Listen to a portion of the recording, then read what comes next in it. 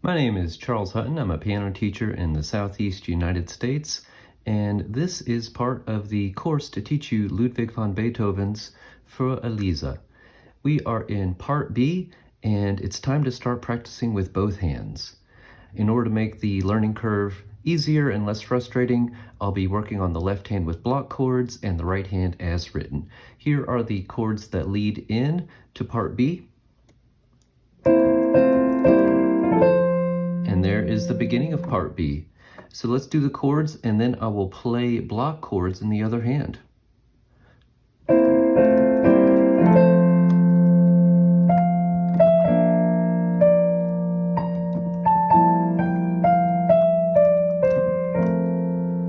One phrase down. I'll do it again in slower motion.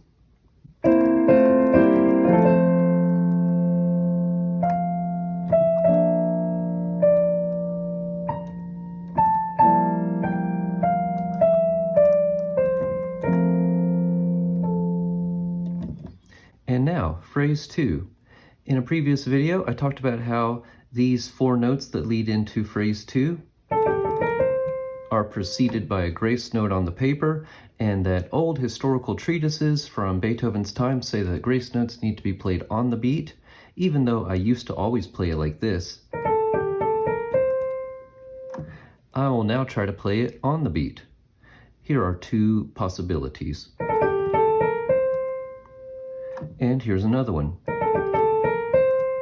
I'm trying to play it where 1 is 2 64th notes, and then all the next 3 notes are the same, and 1 where it's a triplet.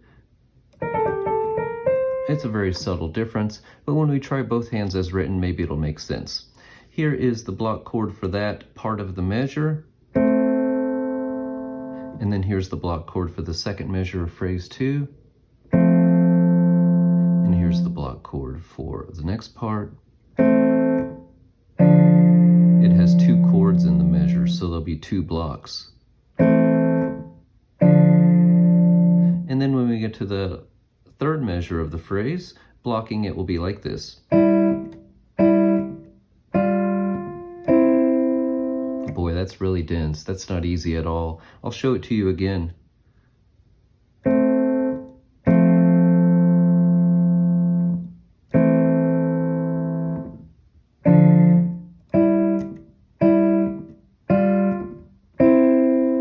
And now I'll try it with both hands.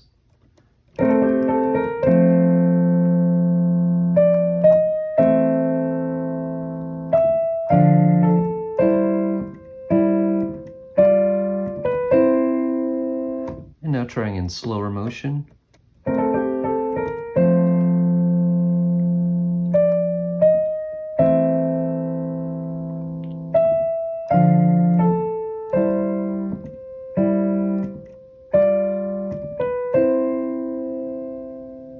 Okay, let's try 2 phrases in a row now with left hand blocked.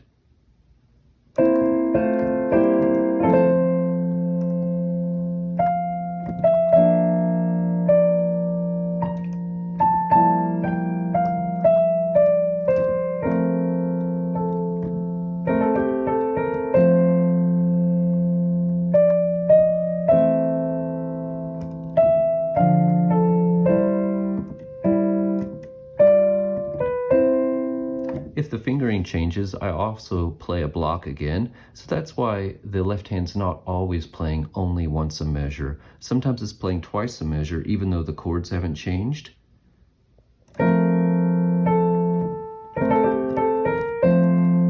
Because I'm reflecting the fact that the fingering will change. So I'm doing 2 blocks there to get ready. Okay, I'm going to play the left hand complete as written now, and try to play the both hands together as written so you can see how that works.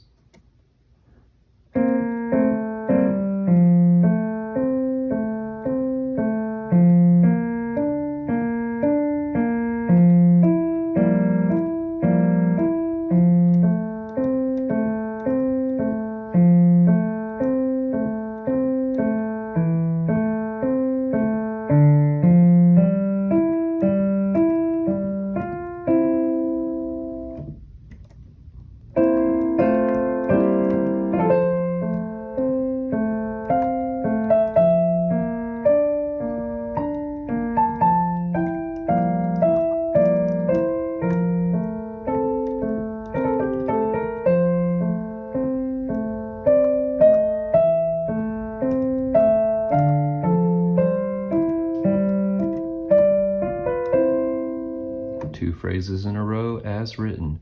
Now I'll try more in slower motion.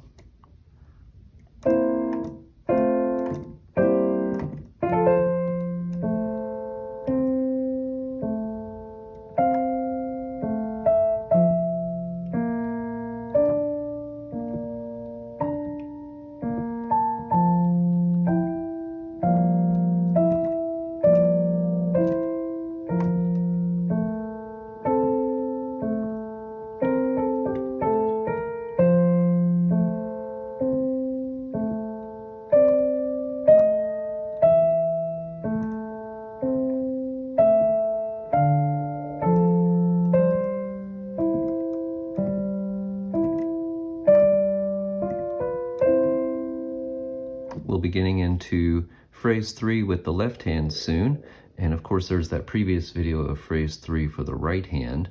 To finish off today's practicing, I'll play part B, phrase 1 and 2, as written, but with very large pauses between the measures. Those pauses are going to be there in order for you to move your fingers and get into the next hand position, and also to collect your thoughts and assess whether or not you played the notes correctly in the measure you just did. By putting those big pauses, we can make the new music more digestible, we can make playing both hands less overwhelming, and we can ensure a strong foundation to build from. Don't be afraid of the fact that we'll be playing with a bad rhythm and no continuity, because by making the music digestible, your brain will eventually process it enough to where you can start playing smoothly.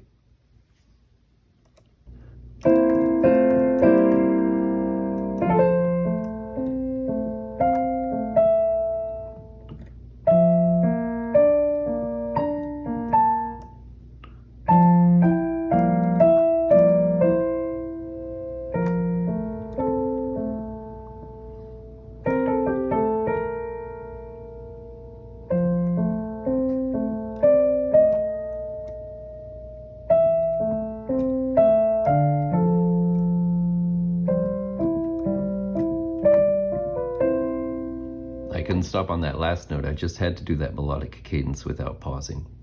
Okay, happy practicing. Good luck playing with both hands, and be sure to do those block chords for a while. I could imagine doing those for a whole week or two until you get the hang of them, assuming that you're practicing every day.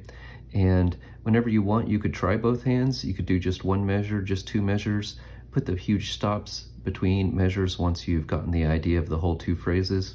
But take it easy, take it slow, be patient, and do some simplifications to make the learning easier at those difficult first stages of figuring something out. Good luck.